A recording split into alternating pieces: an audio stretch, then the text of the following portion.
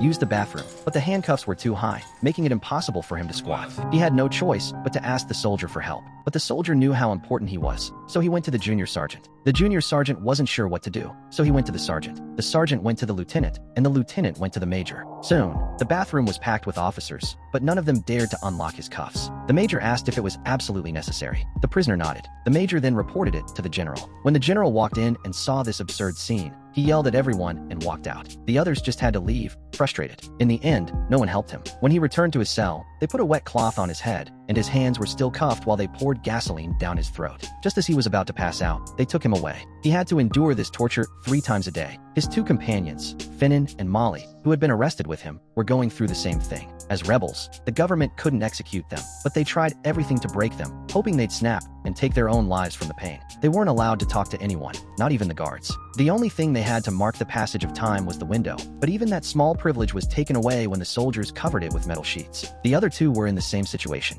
Every day, the 3 of them sat in a dark, depressing cell. They couldn't go outside, couldn't wash, and sometimes couldn't even take care of the most basic human needs like sleep or using the bathroom. The little food they got was disgusting, mixed with cigarette butts. But that wasn't even the worst part. The worst part was the isolation, the never-ending loneliness. To prevent them from escaping, the government kept moving them to different prisons. But in the end, they survived, their willpower stronger than the pain, and they eventually became the president of the country.